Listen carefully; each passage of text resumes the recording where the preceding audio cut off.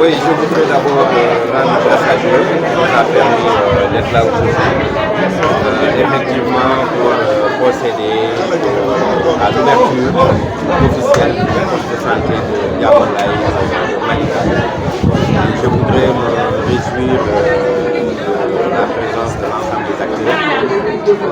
Rendre grâce à Dieu également parce que tout simplement c'était une vieille doléance des populations. Depuis presque 7 ans, on attendait l'ouverture de ce poste de santé et nous avions pris un engagement ferme à l'endroit des équipes locales, mais aussi de la population, mais également des récupérateurs pour les accompagner par rapport à l'ouverture de ce poste de santé. Extrêmement important dans cette localité où véritablement il y a une très forte concentration, n'est-ce pas, des populations. Oui, c'est un peu de soulagement pour ces populations-là quand on sait que par le passé c'était des accouchements à domicile. Les populations également pour se soigner, effectuer plusieurs kilomètres pour aller ailleurs, soit à Kermassar ou aller au niveau du poste de santé de Malika ou de la cité Sonatel. Je pense que c'est un peu soulagement pour ces populations-là.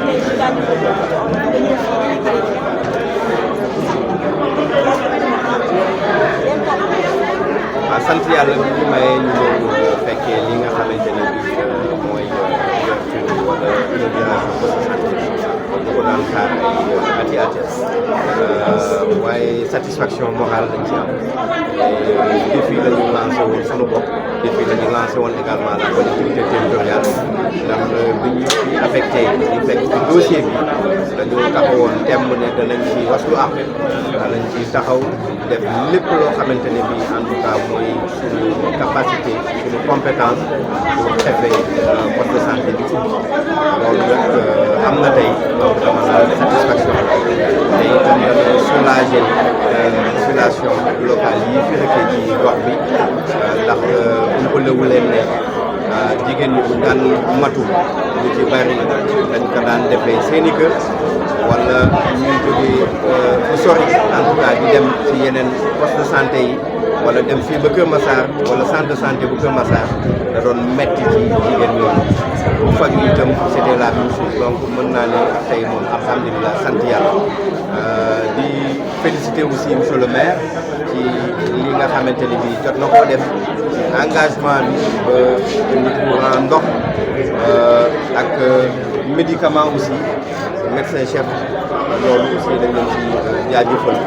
di leen ñaax rek surtout personnel bi fi ne waaye di ñaax aussi CDS bi mu am en tout cas un bon entretien waaw ñu entretenir poste de santé bi ndax poste de santé bu mel nii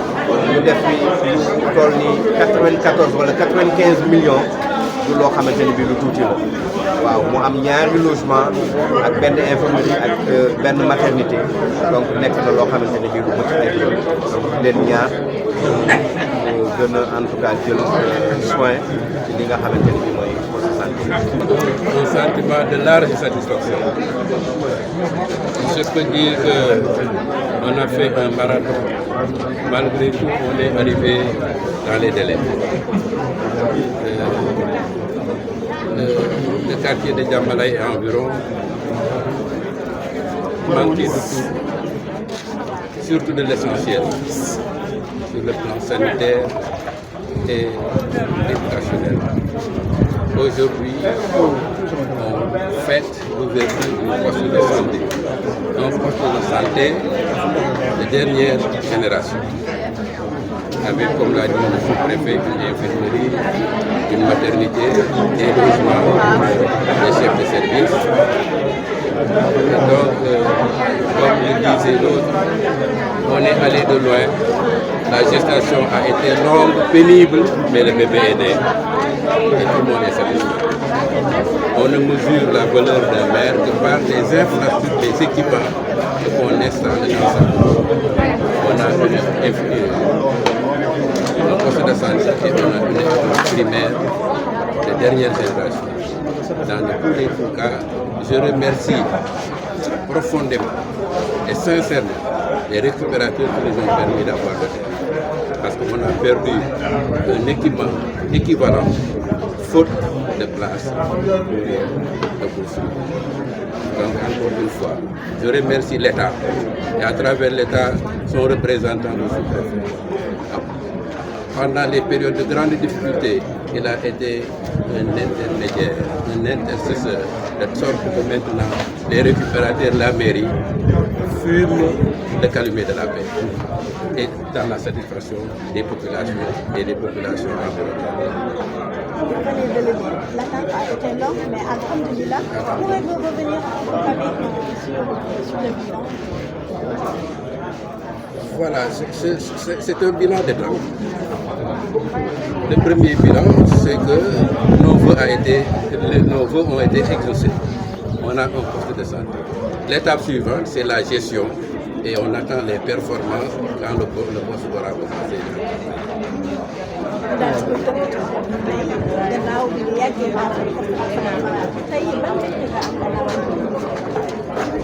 mbégte boo xam ni amul fu mu yem conseillère bi toog den ak man di busali xeex rek la ñu deful conseil municipal suñu poste de santé suñu poste de santé tey moo ñu jëkk félicité ni man yàlla naa dim dund téeméeri at ma di ko amiin donc dox bi yàgg na mat bi yàgg na mais doom ji ñu dund rek on est très content ñun ñëpp kontaan bi ci topp moo di xam nga kuy séentu une ligne horizontale bu dara amul dara lu am musiba amul ci àddina quand bi problème yi amee ba am l'état daf ci dugal loxo par le sous-préfet di recevoir ñii fii di wax nii di mocc mais bien que xam nañ ni am na ñoo xam ni bëgguñu mu sotti mais loolu ci àddina am méttiwul kenn àddina moom musiba du fi jóg nooy régler musiba yi mooy problème mooy musiba du fi jóg et bi ñu nekk ci difficulté yooyu nag gis nañ ni ñun la population bi fal mais ki fi état bi teg au lieu que mu ñëw mën naan nii la ak nii la dañuy wax naka la ñuy def pour yëf yi sotti et on a conjugué nos efforts ba yëf yi sotti kon dañuy sant yàlla bu baax a baax bi ci topp nag étape bi ci topp nag moo di on va vous juger sur la performance naka ngeen di yore fii naka leen wala ku fiy faj na nga xam ni population yaa ngi lay noté suñ la ko ñi ma ñu la wax tam dinañ dem wax ci préfet war a ñëw wax si te man luñ ma ci wax dinaa leen ko àggale parce que vraiment am ngeen formation bu baax ba ñu note ba ñu jox leen ay diplôme yooyu nag dañ ko war a xam ci état sanitaire des personnes bu ñu wéree yéen la bu fekkee ñëw nañu tamit xam nga faj nit sax mi ngi commencé boo dugg fii rek maladie buy dugg fii rek mi ngi commencé faj buñ ko xeela wala bu ciipati ko rek day yaakaar ni du wér waaye bu ñëwee nga ni ko lu la dal nii kaay toog nii nu mu la dal et cetera te mu xaar kooku parce que faj ko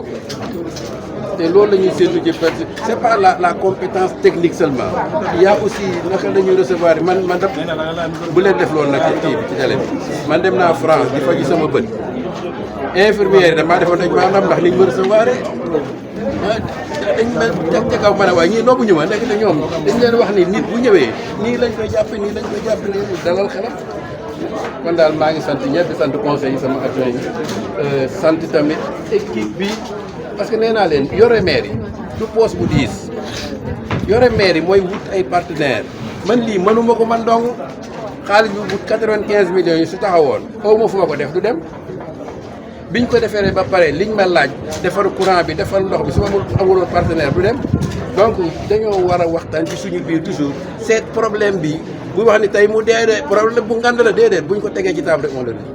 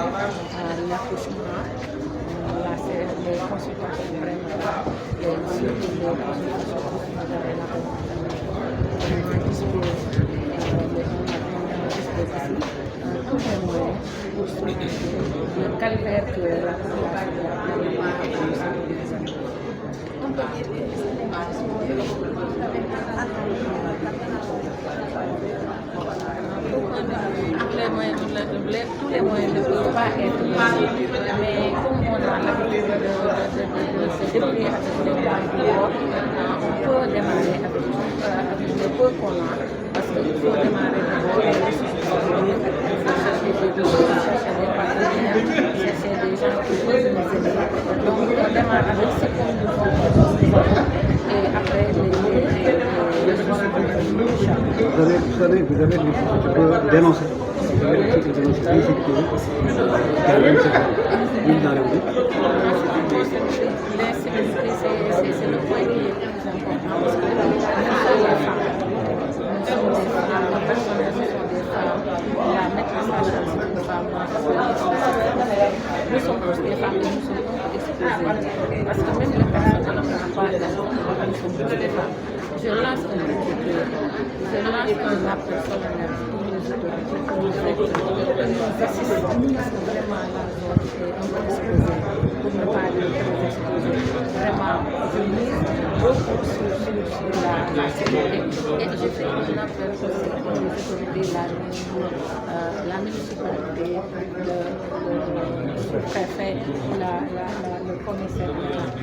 pour nous aider vraiment à bien accomplir notre mission. Parce que sans sécurité, on ne peut pas travailler. Peut-être on peut avoir les moyens, on peut avoir le plateau technique, le plateau médical, peut-être en place, mais vraiment, si on n'est pas sécurisé, on ne peut pas travailler.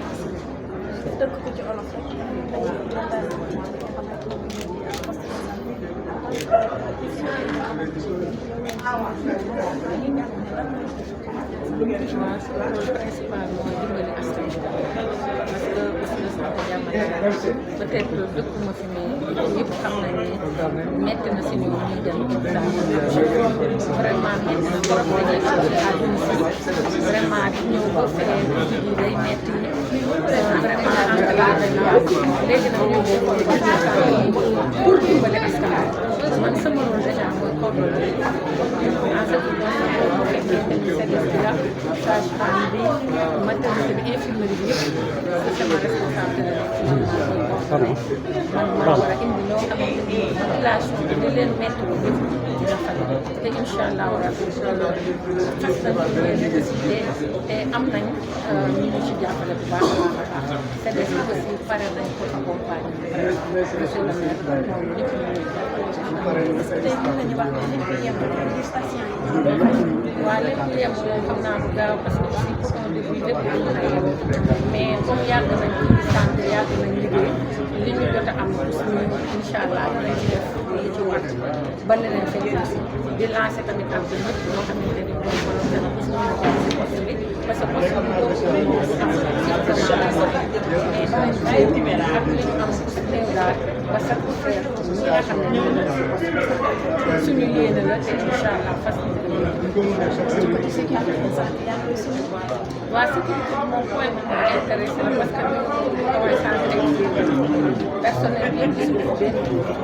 ay jigéen kese semaine te vraiment ñoom tam bu ñu wàccee dem ñu kese ñu fi gis léegi nag xam nga tamit bu ñu xamee ni fi ay jigéen lañ comme ay jigéen dañoo fragile